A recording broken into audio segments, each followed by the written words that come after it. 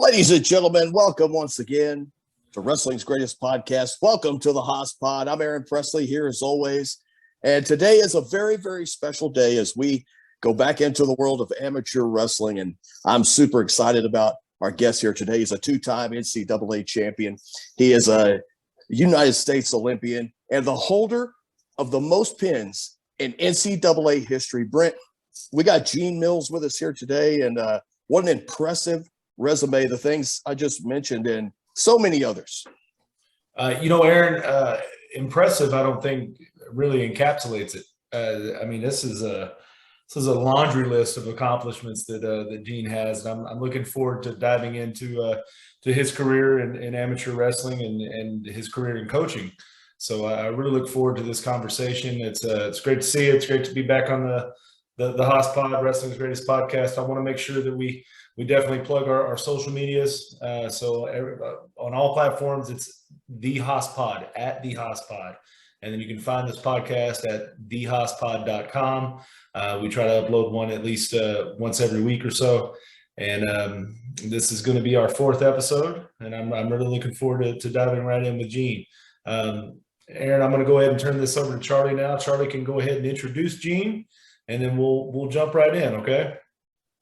Charlie, how you doing tonight, bud? And I'm doing great. I just want to thank you guys for making this happen. And I want to thank Gene Mills. This is a special occasion. Gene, I never wrestled for Gene, but I wrestled against Gene when I was at Seton Hall. He was coaching at Syracuse University.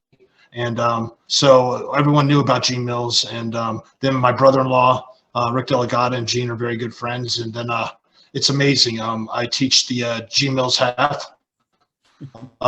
Like Gene has taught us to the kids that I coach, and they're very successful with it. My kids do. They're very successful with it. So right now, let me introduce you. This is Gene Mills. He's a New Jersey State champion, high school national champ, Syracuse University first four-time All-American. He's a two-time NCAA champion. He's the outstanding wrestler of the NCAAs, three-time World Cup champion. He holds the Division I NCAA career pen record of 107 pens. A 1980 World Super Champion in Japan, voted the outstanding wrestler. 1980 Tbilisi champion, voted the outstanding wrestler. Cerra Pellado champion in Cuba, voted outstanding wrestler. The Roger Goulon champion in France, voted outstanding wrestler.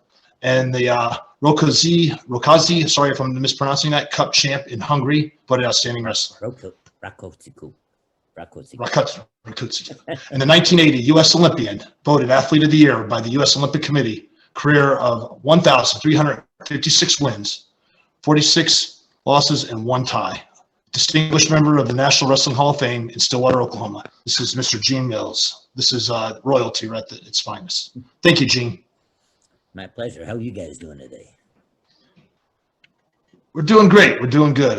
It's we're all in Texas. It's right mid 60s, getting ready for Thanksgiving, and you guys have any? I have a pro wrestling match that's coming Saturday. I know that down in San Antonio. What are you guys doing this weekend? You got any tournaments, Gene, scheduled for your club, your team? No, we just our high school season just started last week, so. We have to get a few weeks of practice before we're allowed to start competing. We don't compete till December 4th. Okay. And is everything good? Everything good with the COVID? I know New York took a step back last year and they decided not to have wrestling. Everything's going to host the state tournament, but all the schools were allowed to wrestle except for 5, where their medical directors stopped them, and my school happened to be one of those 5. Okay. There were a couple other schools where their Board of Education didn't let them, but for the most part, New York State wrestled last year. We just didn't. Okay. I haven't seen my kids for 2 years, and a huge turnover when you have 2 years of graduating kids, and, a bunch of young kids. So it's like starting out with a JV team and turn them into varsity. Now that also with the universities like Cornell, the universities that are within the state of New York, they did not wrestle either, correct? For the national title. Correct.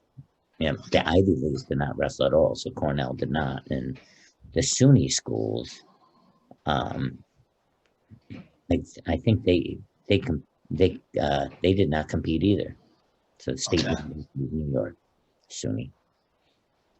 So that was a shame. Well, good. All right. Well, let's get started. And so, Gene, let me ask you. I got some questions here. So we are our podcast is reaching out to wrestlers of all ages, and we want to know what you were the coach at Syracuse University there. What does a university coach look at when they're recruiting a young, talented, up and coming wrestler? Like, what goes into the process of determining if they're a right fit for your school, and and if they're going to be successful? Well, if I'm going to talk to a student athlete, basically I'm looking for a student athlete. I'm not looking for a wrestler. I'm looking for a student who is also wrestling. But one of the first things I do when I would call the high school coaches is I would ask them, what kind of kid is he? What kind of person is he? So that would be number one, because if they were not, a good kid for some reason, I mean, every once in a while you'd run into somebody that, just had a knack of finding trouble.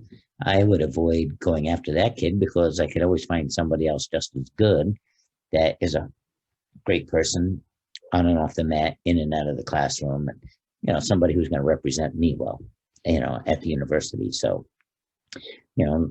and you want a kid who has good grades or takes it seriously, so that way, they're going to graduate. And then you look for, I used to look for more ability than I did what their accomplishments were. So if I saw a kid that's only been wrestling for 2 or 3 years, and they're accomplishing all this stuff, and they're fast, and they got really good hips, and they got great mat awareness compared to a guy who's just got real good discipline of position and has been wrestling for 15 years. Not for nothing, I'm going to go for the kid that's only been wrestling for a few years, that has that natural athletic ability to reach higher levels.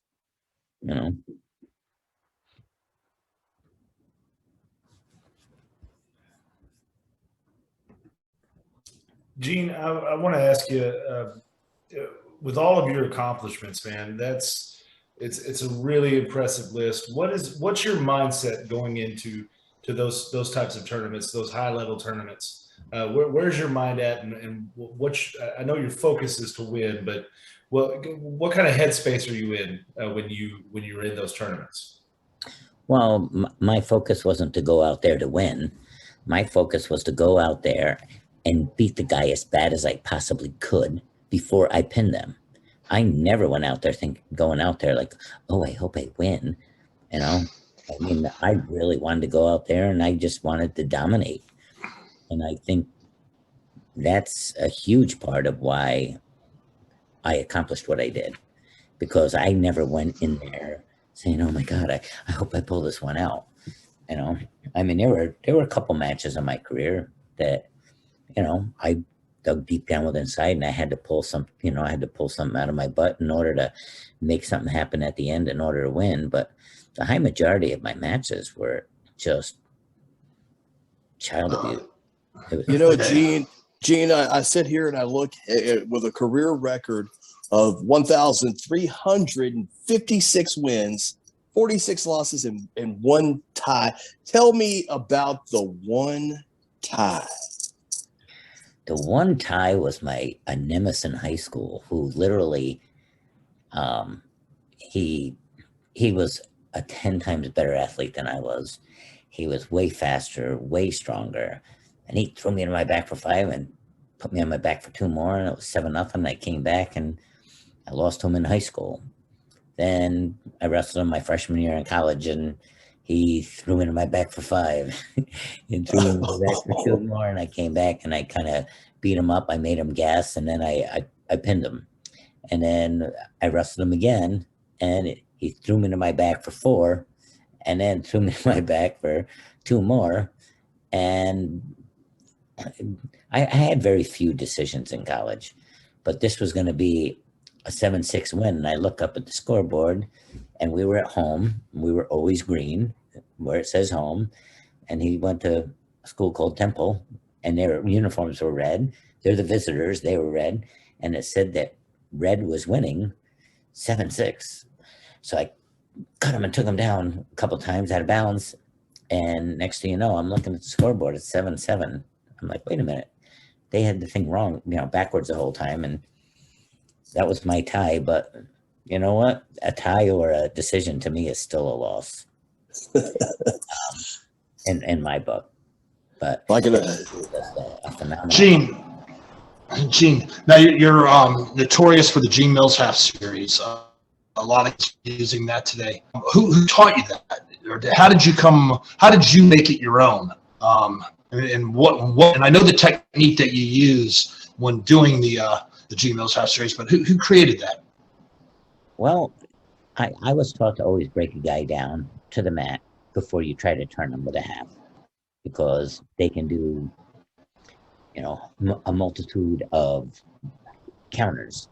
And when I started wrestling, I was 4'10", 88 pounds. I was wrestling 98 varsity. I didn't start till I was a freshman. These guys were a lot bigger, stronger, faster, and I was always losing. At the beginning of every match, I was getting beat, and then I would have to come back, and I couldn't turn guys. I couldn't break them down.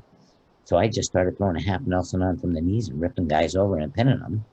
And probably my first 5 or 6 pins, my coach kind of reamed me out, was yelling at me, you can't do that when the guy's on their knees. You got lucky. Don't ever do that again. And I'm like, okay, well, I couldn't turn the guy. I had no choice. So I would just smash their head and put the half Nelson on and just rip them over. And things started working out. And then after I pinned 5 or 6 guys, the coach asked me, Gene, can you show us what you're doing? And I really didn't know what I was doing because I was only wrestling for probably a month and a half at the time. But it just evolved. And then, I guess I made it my own, and I've lived by it. Yeah, yes, you have. Oh my gosh. I know a lot of the kids, my nephews and my sons use that series, and they the first thing, stuff the head under the armpit, elbow up underneath the armpit, karate chop the back of the neck. It's and then you got to be aggressive, and that's why I always have them watch your YouTube videos of how aggressive you were and how tenacious. It's just, you weren't just going out there and putting on a show. You were giving them a beat down, and it was always impressive to watch. Yeah. And one of my things that I always tried to do is, since probably 95% of the guys I wrestled were stronger than I was, and I felt bad for the other 5% because when I would put that half Nelson on, I always pinch my shoulder to the wrist, and when I do that, it kind of takes away all the strength in their arm. So no matter what they ever try to do, it was kind of painful, uncomfortable, and it kind of was a good mindset changer. So those guys that did not want to get turned to their back, it kind of changed their minds, and then they wanted to work with me more to get onto their back as fast as they could. So it was easier to pin them when I got them on their back. Yes, sir. Yeah, so we worked together on that. That was good. Now, did that translate over from folk style and freestyle as well, or how did you adapt to that? Yeah, but and they always told me in high school that it would never work in college. And then it's at the NCAA pin record, and he said, well, in college it will never work internationally. And then I pinned a bunch of different world and Olympic champs, and guys that were first, second, third, and fourth in the Olympics at my weight with it. And then they were like, well, I guess it works. Well, in college, let's go back to the record. What was the record at the time when you were in college? And when did you know that you were close to achieving that and beating that? Well, the record was 106, and I was called by a guy named Ron Good. He used to write for amateur wrestling tours, and he was like the big dog, and he called me up and said, hey, if you pin 25 of your last 26 guys, you can break the NCAA pin record. I'm like, oh, I didn't even know I was close. I wasn't paying attention. I didn't know. I didn't care. but he said, well, if you can do that, you can break the NCAA pin record. I said, well, I can pin everybody. That I didn't think that was a problem. So I went on a tear and I pinned my first 24 out of 25. And then the semifinals, I beat the guy up. I thought I had him pinned probably at least 5 times. And when I look up at the scoreboard, it was 32-4. And then when I went to sign the sheet, it said 30-4. And then on my wall chart, they put 28-4. So bottom line is I didn't pin him. And then I had to pin the guy in the finals to make it 25 out of 26, which basically gave me 106 pins or 107 pins. And, if I would have known earlier, I had beaten guys that year, 36-0, 43-0, but they were like world, the one placed 5th in the worlds in Greco, and the other one was a 3-time D3 national champ and Greco Olympian. And, I beat those guys up really bad. I could have pinned them. And then I beat other guys, by 20 and 30 and 40 points. And I was just playing because I kind of didn't want to pin those guys because I wanted to make a statement. Right. But if I knew I could have obliterated the record, I would have did that in a heartbeat. So. Yeah. It's a heck of an accomplishment. And I don't even see anyone coming close to that. I see some people like, 76, 80 pins, around there, but no one close to 100 or 107. Is it just? There's a D2 heavyweight that actually broke it, Division II. His name was Al Sears from SIU Edwardsville. He had 110 pins in college, and they wrestled their fair share of D1 guys, and he was good. But I think because it was a D2 school, it's a D2 record, but the D1 record is 107. Yes, sir. So, yes, sir. A lot of kudos to Al Sears. Guys, I've kind of got a question for both of y'all. Charlie, what did Gene's career mean to you as an amateur wrestler growing up? And then, Gene, the question for you would be, what's your memory of the first time you encountered Charlie? Gene, I grew up in Oklahoma, and so we had, the Smith boys, John, and then you always follow, that was right around the time, like we didn't have the internet, so it was always USA Wrestling Magazine or AAU literature that we're reading.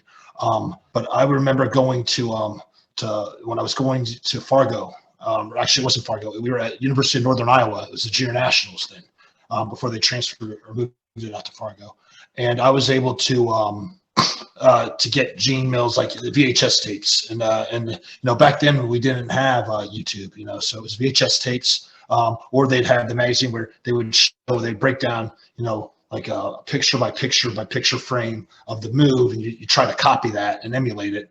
That was our version of YouTube. But I remember seeing the first Gene Mills highlight tape. And that was right there. It was just like, man, he was just nonstop. I think that was the first person I ever seen really do a crab ride. And I asked Gene about that. How did you create the crab ride? How'd you come up with that? Because I really never saw anybody do that until it looked like Gene was getting put to his back. All of a sudden, boom, he jumped over, had the guy pinned. And so it was my experience going out to my first not international tournament, but U.S. tournament, and University of Northern Iowa for Junior Nationals, and being able to get tapes there from the vendors. That's what my first experience to see Gene. And my first experience with Charlie is I was coaching at Syracuse, and he wrestled one of my guys, and he beat him.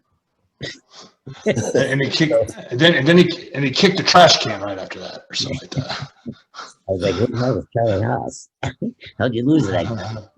No, but, I didn't say that, but that was the first time I really got to see him, was when he was wrestling for Seton Hall.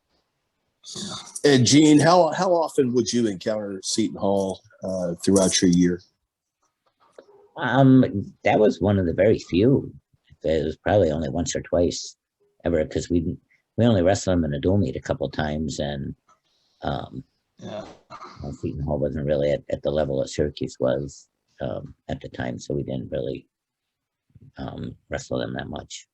Gene, what would you say to a brand new amateur wrestler, like to a kid, 9 or 11, like Chuck or Russ, Charlie's kids that are first approaching amateur wrestling for the first time? What advice would you give them? Well, I think what the best advice you can really give a young wrestler is don't ever judge your success on how you did that day, because win or learn, you never lose. What you want to judge your success on is, are you better today than you were yesterday?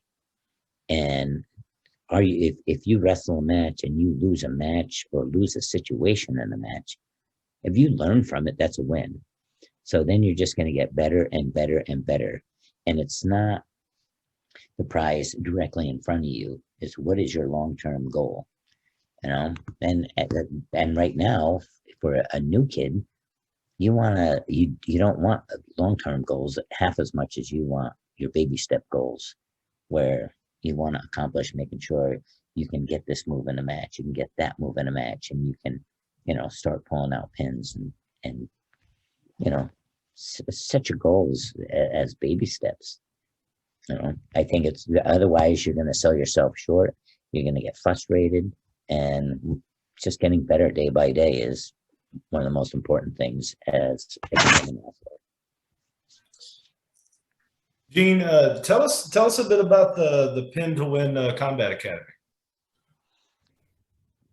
I don't know. It's just something that my assistant coach and I started 12, 13 years ago. We always worked out in his garage after practice. And then we were starting to train fighters and jiu-jitsu and grappling guys. And it was a lot of fun. We did that for, I don't know, probably 4 or 5 years. And then we ended up opening our own place called Pin to Win Combat Academy. And it just took off from there. And now we offer boxing, Muay Thai, grappling, jiu-jitsu, MMA, wrestling, and weightlifting, and arm wrestling, and we offer all kinds of stuff for people to have a good time. And it's a one-stop shop, huh? Yeah, and the biggest things is, if you get 1% better every day, you're that much better. There you go. Yep. How many members of the Combat Academy are there right now, do you think? Ooh, I don't know, 250, 300 maybe. Wow. So it's fun. And then where is it located? It's in Phoenix, New York. Phoenix, New York. Yep, right, probably 15, 20 minutes from Syracuse, New York. Okay. So nice. Gene, one of the topics of conversation here at the HOSPod and Wrestling's Greatest Podcast has been Gable Steveson. What advice would you give Gable Steveson in the sense of, so much professional athletics are approaching young student kids, so much money on the table. What advice would you give him moving forward throughout his amateur and possibly into his professional career? Well, the advice I have for him is, well, first and foremost, I think he is the most athletic heavyweight we've ever had in the United States. And I don't know, whatever he would have most fun with. I think he should definitely wrestle in college. I think he is probably going to have a lot of people donate to keep him in college and get that degree. And during the off times, if he wants to chase a dream and wrestle, WWE here and there, just, for the money, do it. If I were him, I would keep going for the Olympics, because he could, he can set some records, I think, if he really wanted to. He's just so fast and athletic as a heavyweight, And he's young. I mean, we've had some great accomplished heavyweights, like Bruce Baumgartner was. He's 16 years. He was #1 in the United States and always up there, top 3 in the world. But even he didn't have the quickness, the athleticism that Gable has. And Bruce is probably stronger, but well, Gable's just so explosive and fast. He's just athletic as heck. So he can do anything. Gene, how would you compare him to a amateur wrestler like, say, a Brock Lesnar? He's 1,000 times more athletic. Brock, it was bigger, stronger, but he was definitely slower. He didn't have the hips. He didn't have the speed. He didn't have the reaction that this Gable is special. I mean, he really is. And I've never really talked to him about it, but he's got me believing it. Like when I saw him, even when he lost as a freshman and took third in the NCAAs, I was like, holy shit, that guy has got so much athletic ability. He lost on sheer inexperience, and I can't see people really beating him when he turns it on. Now, people can keep it close if he decides to keep it close. And that was one of the things that I tried to make sure I didn't do, because I've lost a couple matches that were close. And I said to myself, I don't ever want to leave it into a referee's hands. So if I beat him by 20 before I pin him, because back then they didn't have the 15-point rule, the tech fall rule, I just, made a vow that I'm just going to beat him senseless before I pin him. So, but I think he's got that kind of athletic ability if he wants to put the heat on. And he would do phenomenal in WWE, and he could probably do, he could probably do MMA and do phenomenal. I think he'd do better in grappling to start, submission grappling, because he's so fast and athletic, he'd be hard to get a hold of. As far as MMA, I'll tell you what, people always ask me if I would have done MMA. I definitely would have, but I don't have the hands. I don't have the boxing and Muay Thai knowledge that, you've got to respect that in a huge way, because one hit and you could be, in La La Land, and no matter what kind of skills you have, if you're not there to be able to perform it because you got knocked into the next town. But it's safe to say that 98% of all fights end up on the ground. So you probably would have done very well, though, if you got him to the ground. Absolutely. Yeah. And he could probably do good with the NFL. I mean, they get him in a camp for 6 weeks. He really fast. There was the heavyweight from Southern Cal, Bakersfield, Stephen Neal, who beat Brock his junior. He went into the pros and won 3 Super Bowls as an offensive lineman for Tom Brady at the New England Patriots. Yep. And he didn't even play football in college. Carlton Hasselrig also. What's that? Carlton Hasselrig from Pitt Johnstown. He went to years. He's got that athletic ability. That's right. So, Gene, what do you think is the key to bringing more eyes to the sport of amateur wrestling? I know it's for as great of a sport as it is, and I thoroughly enjoy it. I love watching it when I get a chance. What do you think needs to be done to bring more eyes to the sport and make people more interested in it? I think having promotions where the UFC does a great job of promoting and building up every single fight. And if they did that, they built up every match. I just think you'd have a lot more people interested to watch it. And once they watch it, I think they'd be hooked. And I like the way that they're promoting more action now. These 1-0 matches. I don't know. I did. Gene, are you going to come out to Dallas and watch the Hawkeyes of Iowa versus the Cowboys, Oklahoma State Cowboys, and it's also at the same time it'll be Team USA versus Iran. It'll be at the new baseball field down here in Dallas, Texas, where the Texas Rangers play. Yeah, I think we have a competition that weekend, so I'm not going to be able to make it. So bummed. Yeah. I was supposed to retire last year, and for that reason, I wish I would have. So I would have loved to have been there. That would be amazing. I wish I know. Texas is a state that does not support wrestling at the university level, but we are hosting this big, these big two matches. I'm surprised that even happened, but it's good for Texas. Northern, at least Dallas, has a very good, strong high school wrestling. What do you call it? They're making a statement because we produced AJ Ferrari and Bo Nickel out of Allen High School. Kendall Cross was down here. Rick Delgado was down here for a while. Kenny Monday was down here. So a lot of the great Oklahoma wrestlers have trickled down to Texas to teach the technique that made them successful. And you're starting to see that pay off at the high school level. But still, we cannot get a university to support wrestling in Texas. But we're excited though to host this. Well, Charlie, when I was in high school, I graduated 20 years ago, and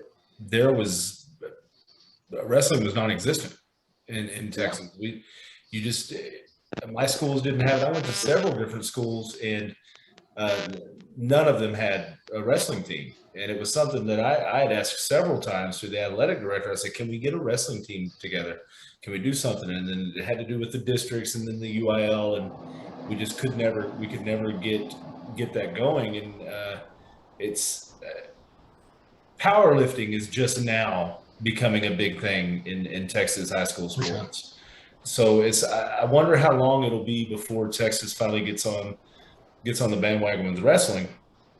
But it's got to start. It's got to start at the junior level, like you're doing with your kids, and they're in Allen, and really building a good base for the athletes, so they can transition into high school sports. Because there's a lot of high schools that just do not offer wrestling at all, and I think that's a part of the reason why it's not as popular as some of the other sports. And I know it's a grueling sport. And it takes a certain individual to be able to do it. But I feel like if there was a bigger presence in middle school and high school for wrestling, I think we would see a bigger popularity for the sport. Yeah, so, I'm just saying that because of the Big 12, you have OU, Oklahoma State, right.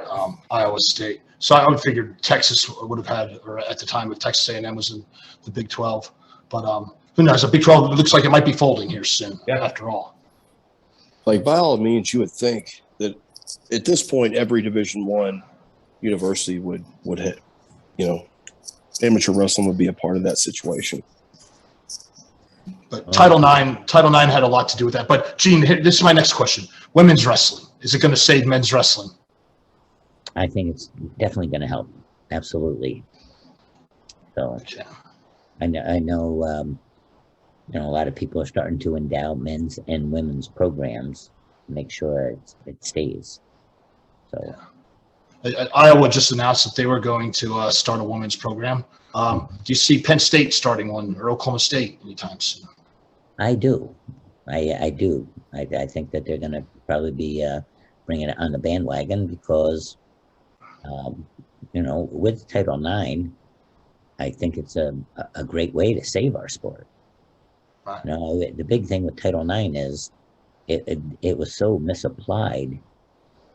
They wanted more the National Organization for Women, the NOW group, wanted to get closer and closer to equal opportunity. So instead of doing that, what a lot of schools were doing, they were saying, no, we're not going to give you that opportunity. Poof. And they would just drop men's. So they wanted to work their way towards equality. And, some of the schools had groups that were suing over it. And then next thing you know, the schools were panicking and they would just drop men's and say, okay, we're equal now. And that's not what they wanted. They wanted more opportunity. So basically they took opportunity away from them also at the time. And an example now, like Syracuse, they end up dropping the wrestling program in 2002. And now they have more women, more women's sports and more scholarships than they do men. So now they're going to, from what I understand, they're looking to add a male sport. So hopefully It's wrestling, maybe. Yeah. Would you consider going back into the universities and coaching at that level? I don't know if I want to get back into college coaching. I wouldn't mind being like a director of operations in order to help, facilitate and, help the coaches and all that and teach technique.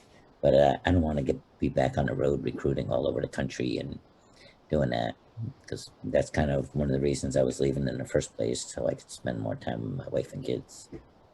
Yes, sir. Now, with the regional training centers opening up almost like wherever there's a major hub for wrestling, say in the Philadelphia area, where you have Brandon Slade down in that area doing that regional training center, or if you go up to Princeton, you have Reese Humphreys, or the Nittany Lion Wrestling Club. How are those helping the universities with the incoming crop of freshmen or wrestlers that are coming into that university? And what's the guidelines? Are they allowed to go there and work out, or are they not allowed to? They are supposed to have either separate workout facilities or different times, Okay. but like the RTC guys are not supposed to be at the college practices. Okay. The college kids can go to the RTC and work out on their own time. So if they want to double up and get a double workout in, I believe they're allowed to do that. Now, are universities using that as a recruiting tool as well? If they're like, well, if we have Varner and we have Snyder over here, this would be a great place for a heavyweight to come. I mean, is that a recruiting tool that they're allowed to use? Absolutely. I mean, can you imagine if you had 3 or 4 of the top guys in the country around your weight class that were going to be there working out anyway? Would you do everything you could to try and find Yes. a time to work out with them?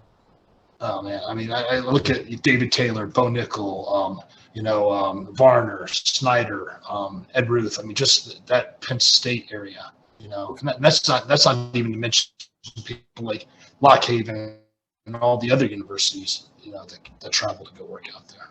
Yeah. So what do you say, Gene? Who do you have in favor to win it this year? Is it going to be Iowa again, or can Penn State recapture the title? I think Penn State, Or Missouri? I think Penn State is hot on their tail. I think it's going to be a barn burner, and I can't wait to go there in Detroit and watch it. Man, I know. Just the Big 12, just alone. Rumor has it now with the Big 12, maybe folding because Texas and OU are leaving the football rankings there. They're going to join the SEC in a year. That may be, they may put a stop to all Big 12 sports. And rumor has it Oklahoma State may be in negotiations with the Big 10. Ooh, that would be good. Would that turn it up or not? Yeah, that would turn up some more heat. Yeah, that would be great. Yeah. Great, man. Oh, that'd be. I'm excited. We're excited for the Oklahoma State Iowa match to come. We're definitely all 3 of us are gonna go, and we're excited. I hope Gable Steveson is going to. I'm not sure if he's thinking about retiring or if he will wrestle against Iran in that match for Team USA. I'm hoping he does. I hope he does. Wow, Yeah. that would be awesome. Gene, what do you have coming up on your schedule here in the next couple months? Well, I've been traveling around doing clinics all over the country, and then I just stopped like last weekend, and now it's time to focus on my high school team. So I'm still a high school phys ed teacher and wrestling coach, and I plan on doing that for a few more years and turning it over to somebody. So where are you coaching? What high school are you coaching at? Phoenix High School in Phoenix, New York. Phoenix High School. Okay. So have any good prospects that are making waves there? Or I've had quite a few very successful, kids that went on to college and won the MAC tournament a few times and a lot of guys that have been in the blood round at the NCAAs, but I have a couple kids that hopefully might qualify for states this year, and you know, we didn't get to wrestle for 2 years, so Right. it's like I've got to start all over with them. So, but I had 3 kids that graduated last year that all went on to college to wrestle, but they were all Division III, so they didn't go D1. But you know, it's good just to see them go on and continue with the sport. There you go. Yeah. You're churning them out there for sure. Gene, I have to ask you, what was it like? Who was it that put the mindset of like, we have to beat the Russians in the 80s? Like, you guys turned it up a notch, like no other team ever. I mean, you guys are a legacy. When you look at all the world teams that you're on, and I'm like, I mean, you had the Schultz brothers, you had Ricky Delgado, you had Andre Metzger. I mean, you guys are just the, the royalty of amateur wrestling. But who was it like that brought you guys together and said, hey, this is how we have to train. This is what we have to start doing to beat the Russians? Well, like when I went to Tbilisi in 1980, they said that there were only 4 Americans that ever won it in 22 years. And I know back then, that with communism and stuff like that, we would always joke around and say, let's go kill the commies. And when the Russians were taking over Afghanistan during the Cold War, and the Iranians took over our embassy in Tehran,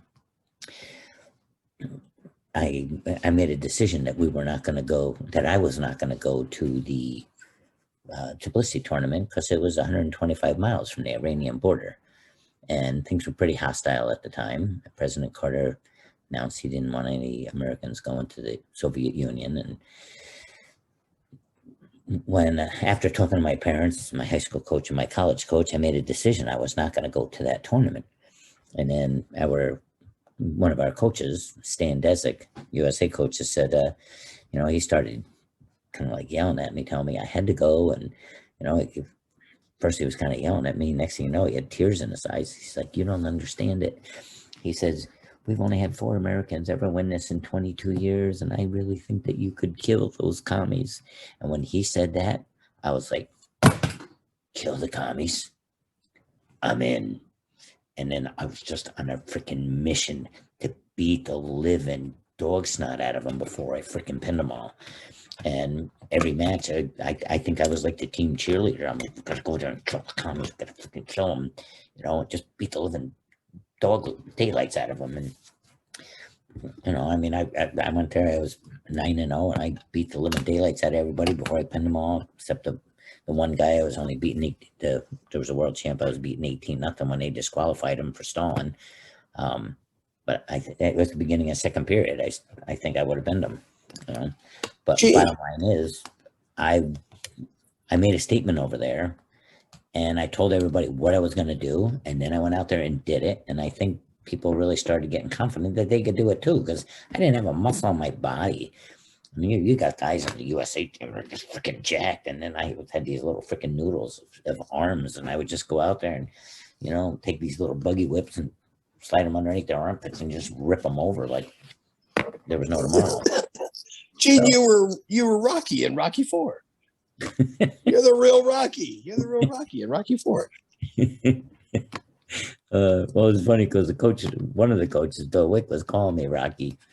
The one match in the semifinals, this guy went out there and just buzzsawed me first period. And it was 8-0, and I was fuming.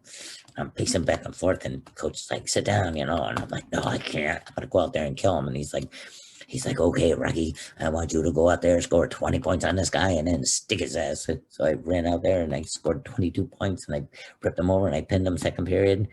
And I went over to shake our coach's hand, and as I went to reach my hand out to shake it, he went like this and he walked away. And I was asking him, what's the matter? And he goes, I told you to go out there and score 20 points and then pin the guy. And I'm like, I did. He goes, oh no, you had to show off and score 22.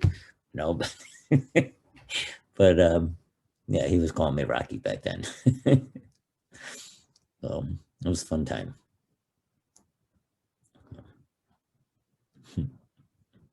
So this tournament took place before the 1980 Olympics. If you guys don't know, Carter pulled the Summer Olympics from us going to Russia, and that stopped a lot of the great wrestlers of the 80s, or in that 1980 team, to achieve that gold medal.